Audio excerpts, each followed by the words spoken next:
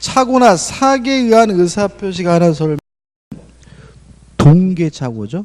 표시가 되거나 유발되면 취소할 수 있으니까 상대방에 의하여 제공되거나 유발된 경우에는 착오를 이유로 취소할 수 없다. X죠. 그죠? 2번 법률행위 내용의 중요 부분에 대한 착오를 판단할 때는 의사표시자의 경제적 불이익 여부는 문제되지 않는다. X입니다. 중요 부분인데 가장 중요한 요소가 뭐죠? 경제적 불이익이 존재해야 비로소 뭐죠? 중요 부분이죠. 3번 착오를 이유로 한 취소권은 추인할 수 있는 날로부터 3년, 법률행위를 한 날로부터 10년 내 행사해야 한다. 맞죠? 항상 우리가 숫자 나오면 앞에 말을 조심하셔야 돼요. 언제부터 3년인가요? 추인할 수 있는 날. 언제부터 10년이죠? 법률행위를 한 날. 그죠? 잊지 마시고 답은 3번입니다. 4번 법률행위가 사기에 의한 것으로서 취소된 경우 그 법률행위가 동시에 불법행위를 구성하는 때에는 취소 효과로 생기는 부당이득 반환 청구권과 불법행위로 인한 손해배상 청구권을 중첩적으로 행사할 수 있다. X예요. 그러니까 우리가 해제를 공부할 때 보면은 해제한 경우에는 원상회복도 청구하고 손해배상도 아울러 중복해서 청구한다. 이런 질문이 자꾸 나오잖아요. 그죠? 이런 질문이 자꾸 나오는 이유는 여기 나와 있는 것처럼 원칙적으로 중복해서 못하는 거예요. 왜냐하면 이득이 생기면 안 되잖아요. 그래서 원칙적으로 중복해서 못하는 건데 해제만은 예외적으로 원상회복도 청구하고 별도로 무엇도요? 손해배상도 청구하는 거니까 주의하시기 바라고. 4번 X죠. 5번 제3자의 사기에 의하여 계약을 체결한 경우죠. 자, 그럼 생각해 보자고요. 갑이 을과 만나가지고 매매 계약을 했는데 병이 갑에게 사기를 쳤어요. 그러면 이렇게 상대방이 아닌 제3자가 사기친 경우에는 상대방이 알았거나 또는 알 수가 있었을 경우에만 갑은 을과의 매매 계약을 뭐 할 수 있는 거죠? 취소할 수 있는 거잖아요. 그럼 역으로 상대방이 선이이고 and 무과실이면 갑은 을과의 매매 계약을 뭐 할 수 없어요? 취소할 수 없어요. 그러면 많으냐? 아니죠. 사기친 놈에게 병에게 불법행위를 원인으로 뭘 청구하게 되죠? 손해배상을 청구하게 되는 거잖아요. 따라서 취소를 못해도 불법행위를 원인으로 뭐는 청구할 수 있는 거죠? 손해배상은 청구할 수가 있는 거예요. 따라서 5번 제3자의 사기로 인하여 계약을 체결한 경우 그 제3자에 대하여 불법행위로 인한 손해배상을 청구하기 위해서는 먼저 그 계약을 취소해야 한다. X죠. 취소를 못해도 사기친 놈한테 불법행위를 원인으로 손해배상 청구할 수 있고요. 취소를 안 해도 사기친 놈한테 불법행위를 원인으로 손해배상을 청구할 수가 있는 것이니까 X고 답은 3번이죠. 16번입니다.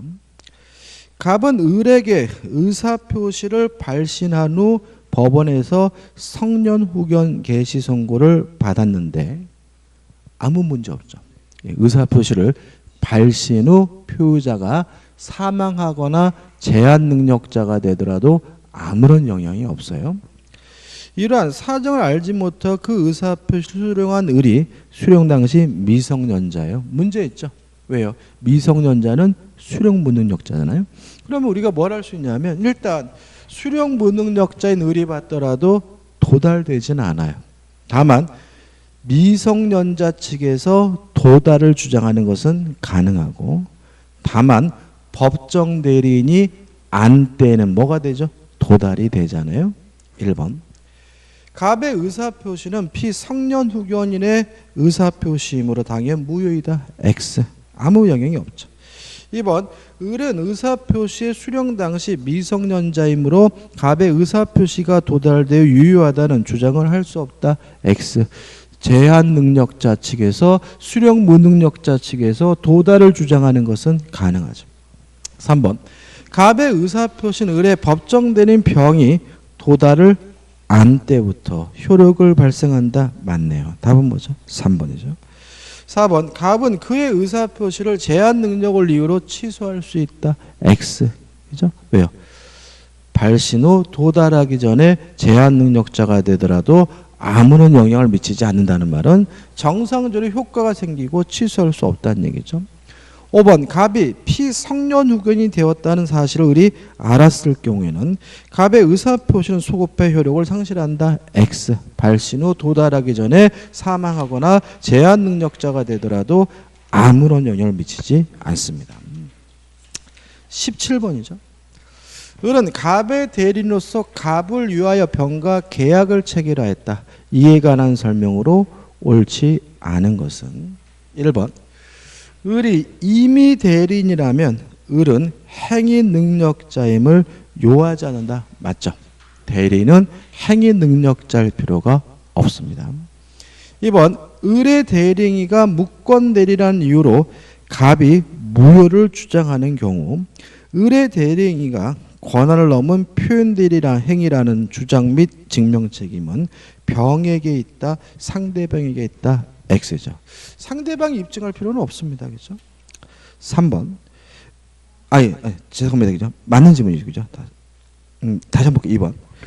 을의 대리행위가 무권 대리라는 이유로 갑이 무효를 주장하는 경우 을의 대리행위가 권한을 넘은 표현 대리 행위라는 주장 및 증명 책임은 병에게 있다. 맞죠?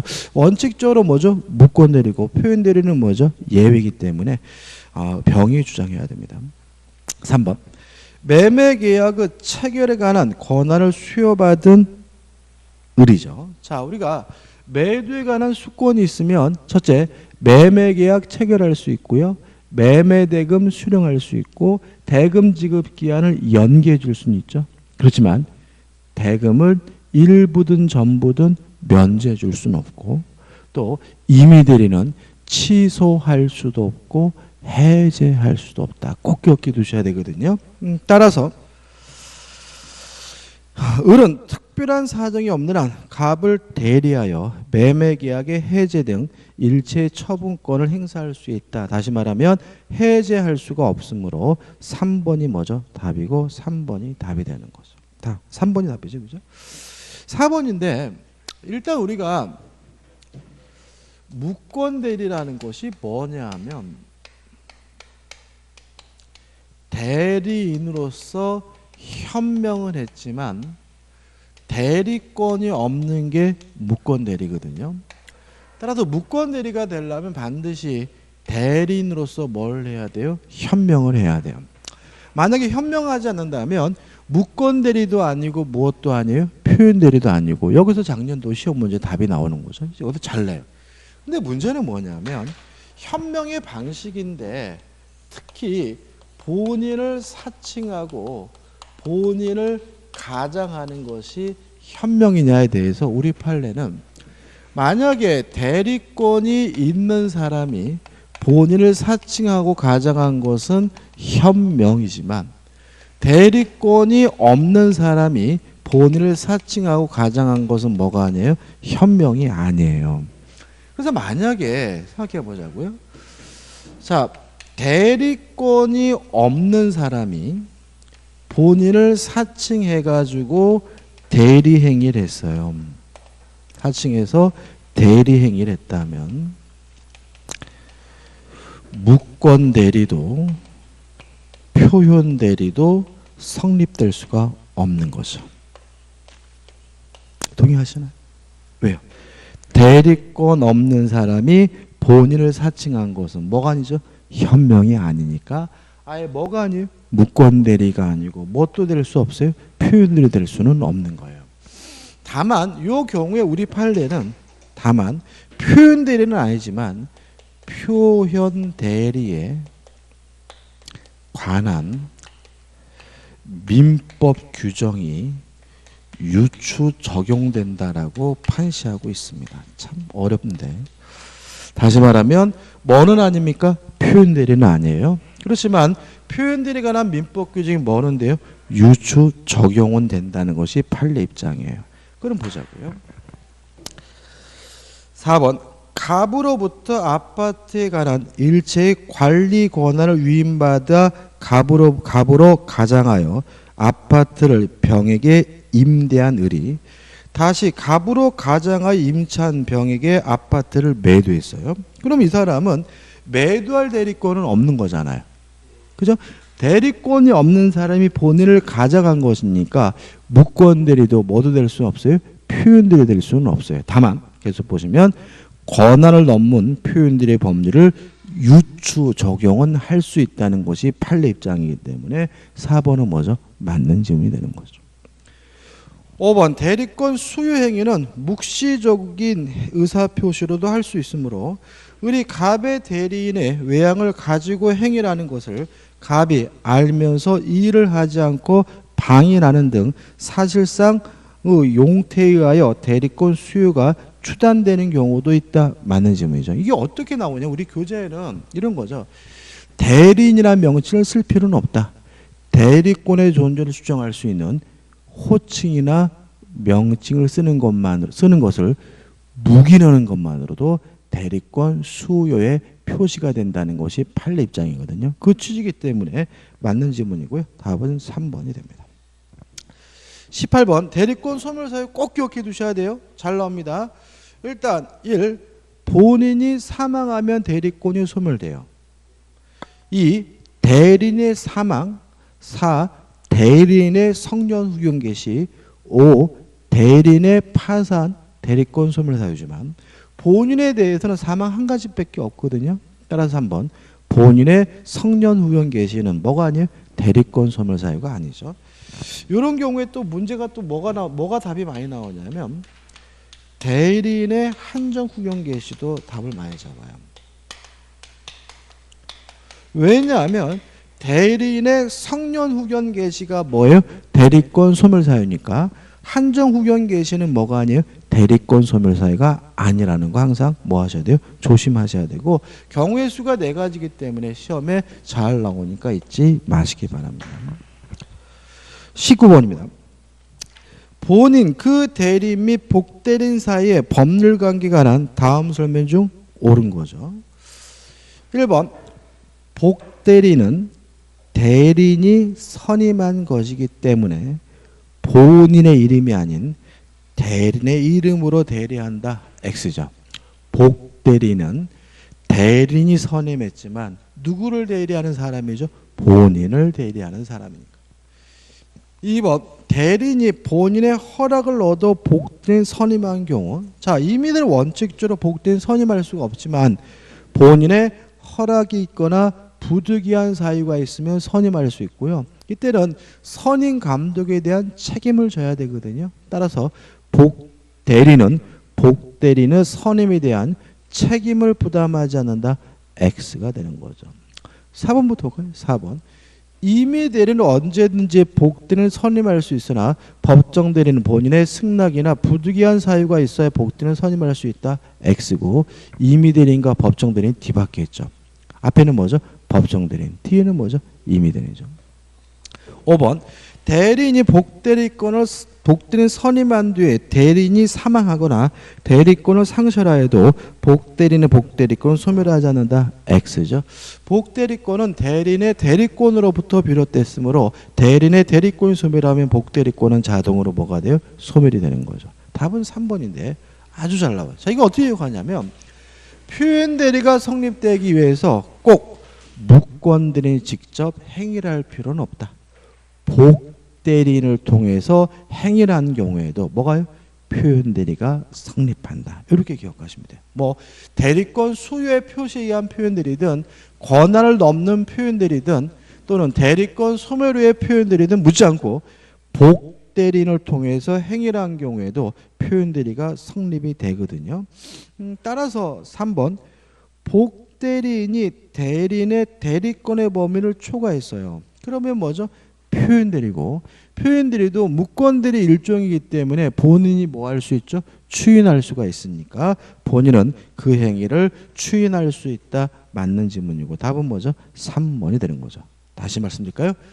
복대리인을 통해서 행위를 한 경우에도 표현대리가 성립하고요. 표현대리도 뭐의 일종이죠? 무권대리 일종이기 때문에 본인이 뭐 할 수 있죠? 추인할 수가 있습니다. 20번입니다. 무권대리인 을은 자신을 갑의 대리인이라고 하면서 병가 매매 계약을 체결하였다. 이에 관한 설명은 옳지 않은 거죠. 가장 전형적인 문제를 골라봤어요. 자, 일단 1번인데 무권대리인과 거래한 상대방은 최고할 수 있죠. 물론 선의 상대방뿐만 아니라 악의 상대방도 최고는 할 수 있으므로 1번. 을이 무권대리님을 알았던 병은 갑에게 을의 대리행위에 대한 추인력 확답을 최고할 수 없다. X가 되고요. 답은 뭐죠? 1번이 되는 거죠. 2번. 병이 매매 계약을 적법하게 철회됐어요. 철회됐으면 확정적으로 무효가 된 거죠. 더 이상 효과가 없는 거죠. 따라서 본인의 입장에서 뭐 할 수 없습니까? 추인할 수가 없는 거죠. 따라서 을의 무권대리인은 확정적으로 무효가 되고 그 외에는 갑의 매매 계약을 추인할 수 없다. O 맞는 질문이 되겠죠. 3번입니다. 자, 추인의 상대방은 제한이 없어요. 상대방인 병에게도 할 수 있고요. 무권대리인 을에게도 할 수 있는데 무권대리인 을에게 추인한 경우에는 그 사실을 모르는 상대방에게 대항하지 못하거든요. 따라서 3번. 갑이 을에 대하여 매매 계약에 관한 추인의 의사표시를 한 경우 누구한테 추인했죠? 무권대리인에게. 그러면 그 사실을 모르는 상대방에게 대항하지 못하니까 이러한 추인의 의사표시를 병이 알지 못하였다면 병은 철회할 수 있다. 맞는 질문이 되는 거죠. 4번. 병이 매매 계약을 철회한 경우 철회 효과를 다투는 갑은 병이 을에게 대리권 없다는 사실에 관하여 악임을 증명할 책임이 있다. 맞죠? 왜 그러냐면 자, 철회는 누구만 할 수 있죠? 선의 상대방만이 할 수 있잖아요. 따라서 본인의 입장에서는 철회 효과를 다투려면 병이 선의가 아니라 악임을 입증해야 되겠죠. 5번. 을이 갑을 단독 상속했어요. 그럼 뭐가 떠오르세요? 금반원의 원칙이 떠올라야죠. 그죠? 따라서 본인을 단독 상속한 경우에도 무효임을 주장하거나 추인을 거절할 수가 없기 때문에 을은 갑의 지위에서 무권대리임을 이유로 매매계약의 무효를 주장하는 것은 허용되지 않는다는 질문은 맞는 질문이고 답은 뭐죠? 1번이 되겠죠. 자, 21번은 조금 실제로 이제 중요한 것은 뭐죠? 20번이죠. 그러니까 20번은 중요한 거고. 왜요? 무권대리하는 전형적인 거니까. 21번은 조금 사례인데 자, 한번 생각해 보자고요. 미성년자인 갑은 친구 을로부터 자전거를 빌려 사용하고 있던 중 을이 요양을 위하여 산사에 들어간 사이에 팔아달라는 부탁을 받았다고 거짓말을 하면서 그 정을 모르는 친구 병과 10만 원의 매매 계약을 체결했어요. 자, 그럼 생각해 보자고요. 을이 자전거 주인이죠. 갑이 나오고 근데 갑은 지금 뭐라 나왔냐면 팔아달라는 부탁을 받았다고 거짓말을 했죠. 그 말은 갑은 대리권이 없는데도 불구하고 대리인이라고 뭘 한 거죠? 현명을 한 거니까 무권대리죠. 병과 만나가지고 뭘 했습니까? 매매 계약을 했어요. 여기서 좀 생각해 볼 거. 첫째, 자, 무권대리인과 거래한 상대방은 무권대리인에게 이행을 청구하거나 또는 손해배상을 청구할 수가 있죠. 그죠? 요건은 상대방은 뭐여야 됩니까? 선이고 무과실이어야 되고 무권대리인에게는 아무런 고의나 과실이 필요하지 않지만 반드시 뭐가 있어야 돼요? 행위 능력이 있어야 돼요. 따라서 만약에 무권대리인이 제한 능력자인 경우에는 이행을 청구하거나 손해배상을 청구할 수가 없는데 문제에서 뭐라고 나와 있습니까? 미성년자인 갑이라고 나와 있죠. 그죠? 따라서 병은 갑에게 이행을 청구하거나 뭐 할 수는 없어요? 손해배상을 청구할 수는 없는 거죠. 다만 병은 을에게 뭐 할 수 있죠? 최고하는 것은 가능하겠죠. 추인할 건지 안 할 건지를 결정해 달라고 뭐 할 수 있어요? 최고할 수 있어요. 그래서 계속 볼게요.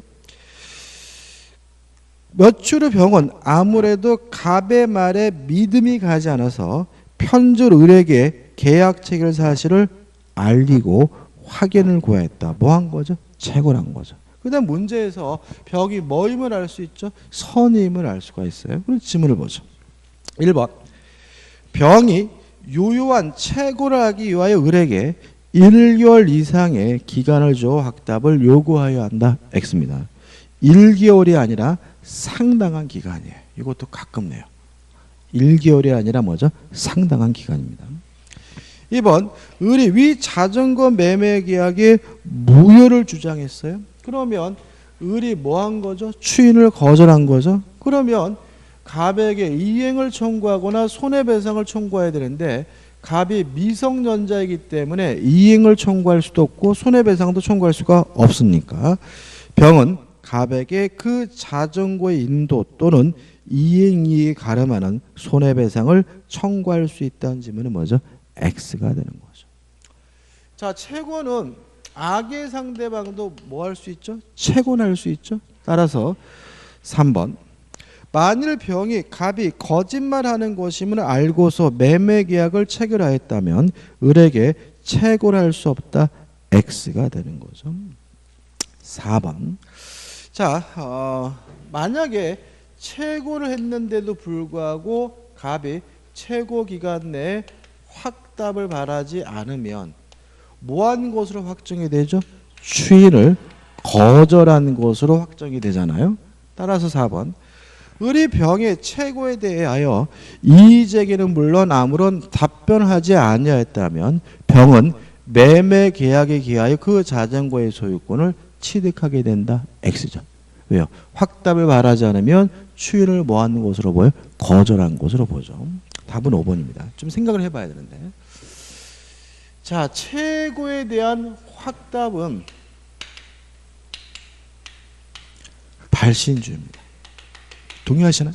자, 우리가 무권 대리인의 상대방의 채고에 대한 확답은 뭐죠? 발신주예요. 그러면 이 확답의 내용이 만약에 추인이라면 언제 추인한 거예요? 발신할 때 추인한 거죠. 그 다음에 상대방이 만약에 선이라면 뭐 할 수 있냐면 철회할 수가 있는데 철회는 언제까지 할 수 있냐면 추인 전까지 할 수가 있거든요.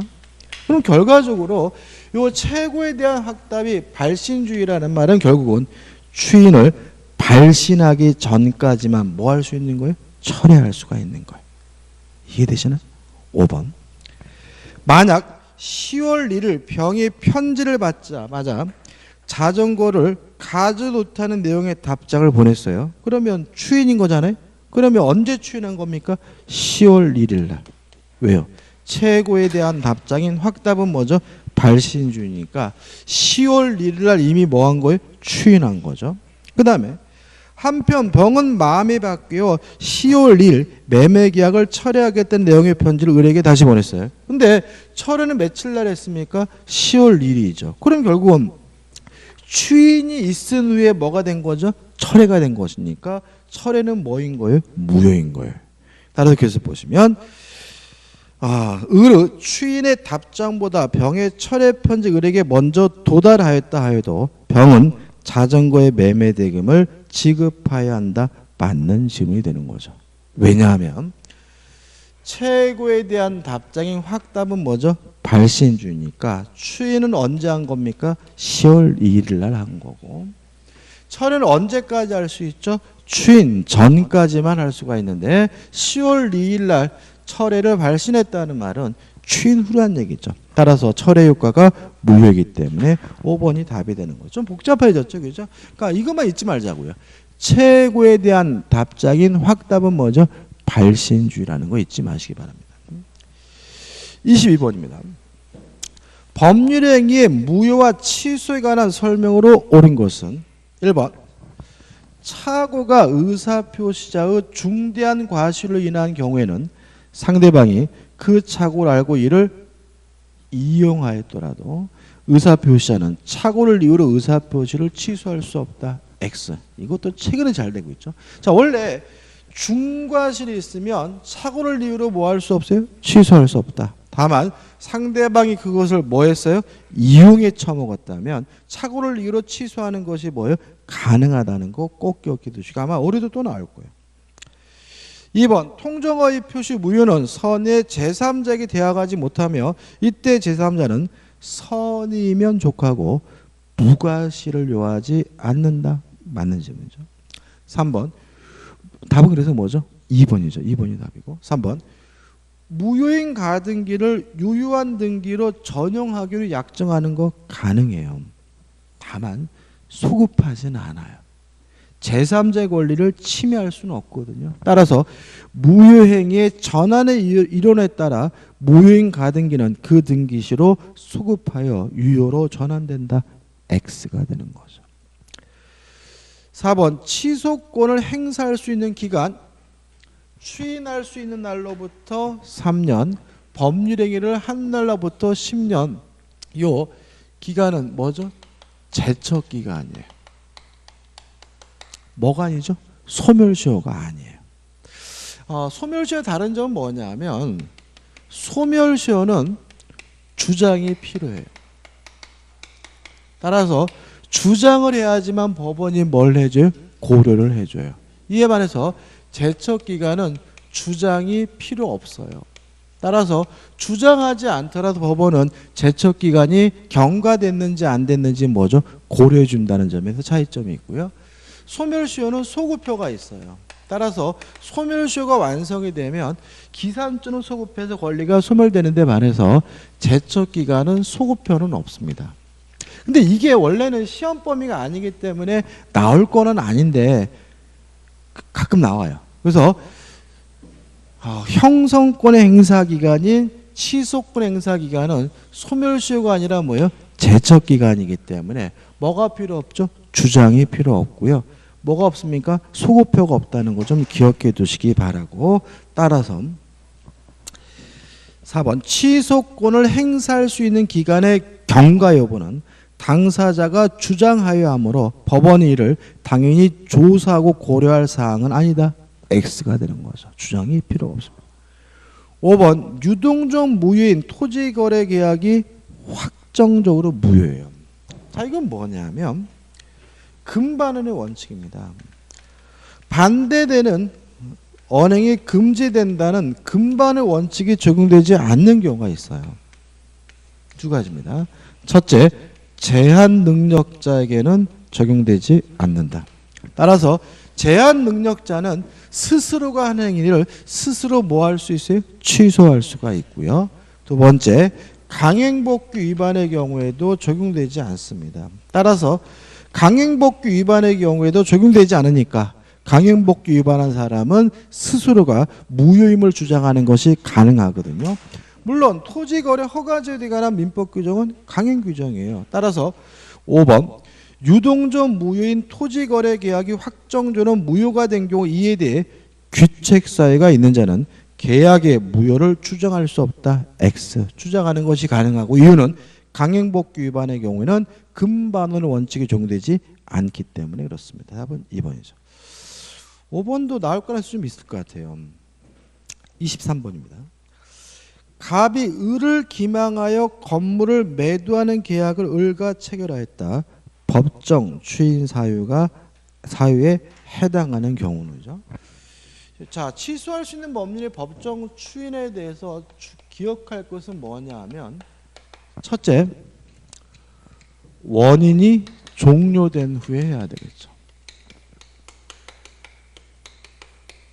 그 다음에 두 번째, 원인이 종료된 후에 이행을 청구하고 권리를 양도하는 것이 법정 추인이 되려면 누가 해야 됩니까? 취소권자가 해야 된다.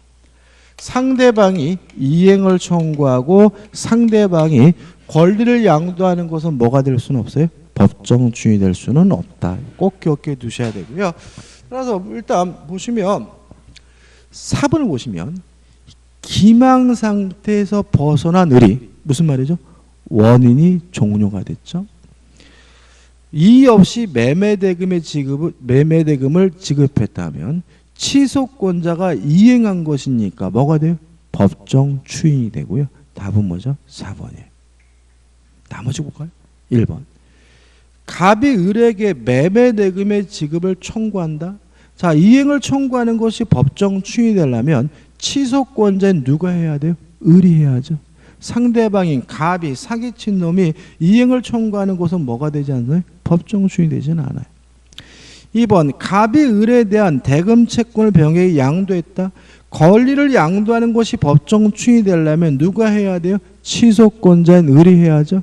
갑이 권리를 양도하는 것은 뭐가 아니에요? 법정 추인이 아닌 거죠. 3번. 갑이 이전 등기에 필요한 소를 을에게 제공했다고요? 사기친 놈이 이행 제공하는 건 뭐가 아니에요? 추인이 아니죠. 을이 받았다 그러면 뭐가 될 수 있어요? 추인이 될 수가 있겠지만. 5번.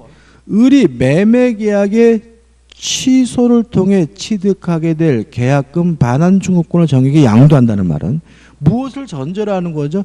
취소를 전제로 하는 거니까 뭐가 아니죠? 법정 추인이 아닌 거죠. 따라서 답은 뭐죠? 4번이 됩니다. 24번입니다. 조건에 관한 설명으로 옳지 않은 것을 찾는데 1번 부부관계를 종료를 해제 조건으로 한 증여계약. 반사회적인 거예요. 우리 보통 이제 문제에서는 부첩 관계로 나오거든요. 근데 실제 판례는 부부예요. 부부. 그러니까 원래 판례는 부부입니다. 그래서 시험이 어떻게 나오냐면 공인중개사 시험이나 주택가이사 시험처럼 쉬운 시험은 부첩으로 나오고요. 좀 어려운 시험은 부부로 나와요. 이거 반사회적입니다. 이게 뭐예요? 부부관계 종료를 해제 조건으로 하는 증여계약은 이혼하면 돌려주기라는 계약이잖아요. 무슨 자유를 제한해요? 이혼할 수 있는 자유를 제한하는 거잖아요. 이해되시죠? 반사회적이에요. 문제는 조건이 반사회적이면 법률행위 전체가 다 무효니까 1번은 뭐죠? 맞는 질문이죠. 2번 계약 당사 일방이 이행지체에 빠진 상대방에 대하여 일정한 기간을 정하여 채무 이행을 채권함과 동시에 그 기간 내에 이행이 없을 때에는 계약을 해제하겠다는 의사표시는 유효하다. 맞아요. 근데 문제는 이게 정지 조건일까요? 해제 조건일까요? 우리 판례는 이거를 정지 조건으로 이해한다는 점이죠. 자, 왜냐하면 이행하지 않는다는 조건이 성취가 되면 해제가 되죠. 이것은 해제 효과가 생기는 것이기 때문에 해제 조건이 아니라 뭐인 거예요? 정지 조건인 거예요. 자, 해제 조건이 뭐예요? 조건이 성취가 됨으로써 효과가 없어지는 것이 해제 조건이지 해제되는 게 해제 조건은 아닌 거고요. 오히려 조건이 성취가 됨으로써 해제가 된다면 그것은 해제 조건이 아니라 정지 조건을 이해하는 것이 우리 판례 입장임을 주의하시기 바랍니다. 3번. 어떤 법률행위가 정지조건부 법률행위에 해당한다는 사실. 정지조건은 현재 효과가 없는 거죠. 따라서 정지조건임이 입증되면 뭐 할 필요 없습니까? 이행할 필요가 없는 거잖아요. 일단은 그죠. 따라서 그 법률행위로 인한 법률 효과의 발생을 저지하는 사유로서 그 법률 효과의 발생을 다투려는 자, 부정하는 자에게 주장 입증 책임이 있다. 맞는 질문이 되고 중요합니다. 5번부터 볼게요. 5번. 매수인이 중도금을 약정 일자에 지급하지 아니하면 계약이 해제된 것으로 한다는 특약이 있는 매매계약에서 매수인이 중도금 지급 의무를 이행하지 아니하면 조건이 성취되면 그 계약은 그 일자에 자동적으로 해제된 것으로 보아야 한다. 맞는 질문이고 앞에 질문과 반복이죠. 답은 4번입니다. 4번인데요. 4번은 안 읽어볼 거예요. 4번은 중요하지 않아요. 나머지 것들이 중요한 거죠. 그렇죠? 4번은 가입해 두시고 25번입니다. 조건과 기한에 관한 설명으로 옳지 않은 것은 1번 종기는 기한이 도래함으로써 효과가 없어지는 게 뭐예요? 종기니까. 종기 있는 법률행위는 기한이 도래한 때로부터 그 효력을 잃는다. 맞죠? 2번 기한의 이익은 포기할 수 있지만 상대방이 이익을 해하지 못한다. 물론 뭐죠? 맞는 질문이죠. 3번입니다. 자, 반드시 시험에 나오는 게 뭐냐면 기정조 기해무 불정무 불해조정. 그렇죠?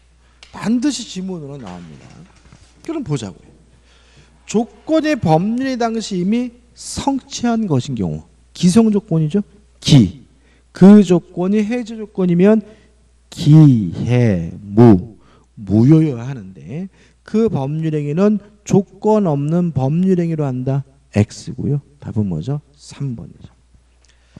4번 조건 있는 법률행위의 당사자는 조건의 성부가 미정인 동안에 조건의 성취에 생길 상대방의 이익을 해하지 못한다. 물론 뭐죠? 맞는 지문이고 148조 조항이고 5번 조건의 성취에 인하여 불이익을 받을 당사자가 신의 성실에 반하여 조건의 성취를 방해한 때는 상대방은 그 조건이 성취한 것으로 주장할 수 있다. 물론 맞는 지문이죠. 답은 뭐죠? 3번입니다. 자, 이제 물권법으로 갑니다. 벌써 이제 민법 총칙이 끝났어요. 흐뭇하지 않습니까? 자, 물권법 1번입니다. 물권의 본질, 효력에 관한 설명으로 틀린 것은 임차권은 물권이 아니라 뭐죠? 채권이죠. 따라서 임차권에 기한 물권 청구권은 원칙적으로 인정되지 않아요. 그럼 어떻게 하느냐? 1번. 임차인은 임차 목적물 침해다에 대하여 소유자인 임대인의 물권적 청구권을 대위 행사할 수 있다. 맞죠? 그러니까 자신에게 물권이 없으니까 직접 물권 청구권 행사할 수 없고요. 임대인의 소유권을 뭐 하게 되는 거죠? 대위 행사하게 되는 거죠. 2번입니다. 소유자는 소유권을 방해할 염려가 있는 자에 대하여 그 예방과 함께 손해배상의 담보를 청구할 수 있다. X예요. 예방이나 담보예요. 치사하죠, 그죠? 예방 또는 담보입니다. 이게 시험이 2번이나 나왔어요. 이 지문이. 그러니까 점유권에서도 한 번 나왔고 소유권에서 나왔거든요. 그래서 우리가 반환 청구나 방해 제거는 반환도 청구하고 더불어 손해배상도 청구하는 것인데 예방은 예방이나 담보 둘 중에 하나만을 청구한다는 거 꼭 기억해 두시고요. 알면 쉬운데 모르면 그냥 지나치게 되니까 조심하셔야 돼. 답은 2번이죠. 3번 점유권의 양도는 점유물의 인도로 그 효력이 생길 것이고요. 4번 동일한 물건의 성질 범위 순위가 같은 물건이 동시에 성립하지 못하는데 이거 우리가 일물일권주의라고 하고요. 5번 임차권은 물권이 아니라 채권이죠. 대항력이 없죠. 다만 등기하면 대항력을 가지니까 5번 등기된 부동산 임차권은 제3자에 대하여 효력이 있다. 맞는 질문이고 답은 뭐죠? 3번이 되는 거죠. 답은 뭐죠? 2번이죠. 2번이 답이죠. 2번 관습법상 물권에 관한 다음 설명이 옳지 않은 것은 1번 물권은 법률 또는 관습법에 의한 외에는 임의로 창설하지 못하도록 민법에 규정되어 있는데 이걸 우리가 뭐죠? 물권 법정주의라고 해요. 그래서 물권은 법률에 의한 물권과 관습법상 물권 두 가지가 있어요. 근데 관습법상 물권은 첫째 분묘기지권과 관습법상 법정지상권과 동산의 양도담보죠. 이 세 가지 외에는 관습법상 물권이 없습니다. 그죠? 다시 말하면 분묘기지권, 관습법상 법정지상권, 동산의 양도담보만 관습법상 물권이고요. 세 가지 외에는 관습법상 물권이 없거든요. 따라서 답은 쉬워요. 3번 온천에 관한 권리도 관습상의 물권에 포함된다. X가 되는 거죠. 온천권 없어요. 2번 타인 토지 위에 분묘를 설치하는 때에는 일정한 요건하에 지상권에 유수한 물권인 분묘기지권이 성립하는 바 이 분묘기지권이 관습법상 물권의 한 예이다. 맞는 지문이 되고요. 4번 동일인 소유에 속하는 대지와 그 지상 건물이 매매 등으로 각각 소유자를 달리하게 된 경우에 특히 그 건물을 철거한다는 특약이 없는 한 건물의 소유자는 그 대지 위에 관습법상 법정지상권을 취득한다. 맞는 질문이 되겠죠. 그 다음에 여기 원인이 매매 등이죠. 다시 말하면 매매 기타 사유로 토지와 건물의 소유자가 달라지면 관습법상 법정지상권이 발생하니까 5번 판례하여 인정되는 관습법상 법정지상권을 취득할 수 있는 원인으로서는 매매에 의해 증여, 강제경매, 국사, 체납처분 등이 공매 등이 포함되겠죠, 그죠? 근데 여기서 우리가 그 원인이 아닌 것을 기억해 두셔야죠. 첫째, 환지처분이죠. 환지처분은 관습법상 법정지상권의 발생 원인이 아니에요. 두 번째, 원인행의 실효입니다. 다시 말하면 무효, 취소, 해제 등으로 토지와 건물의 소유자가 달라진 경우에는 관습법상 법정지상권 발생하지 않고요. 그 다음에 조금만 더, 몇 가지만 더 기억하는 두 가지인데, 세 번째, 토지가 공유인 경우죠. 토지가 공유인 경우는 예외가 있지만 관습법상 법정지상권이 발생하지 않는다, 그죠? 그 다음에 네 번째, 토지와 대지로 할게요. 대지와 건물이 함께 매매된, 이거 외우자 그랬죠, 그죠? 함께 매매된 경우에는 법정지상권이 뭐 하잖아요? 발생하지 않는다, 그죠? 뭐 이 정도만 좀 기억하셔도 될 것 같아요. 3번입니다. 물권적 청구권에 관한 다음 설명 중 틀린 것은 1번 어떤 자가 물권의 내용 실현을 방해하고 있으면 그에게 과실이 없어도 물권 청구권이 발생한다. 5점. 물권적 청구권의 상대방에게는 뭐가 필요 없습니까? 고의나 과실이 필요가 없습니다. 2번 타인의 토지에 건물을 무단으로 지었어요. 자, 그럼 생각해 보자고. 이것도 수태 많이 했죠.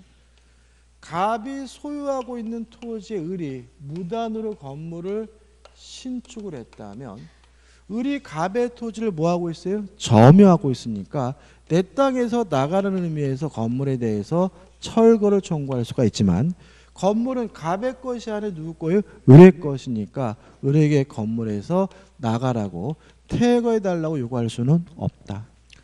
그다음에 을이 이 건물을 병에게 양도를 했어요.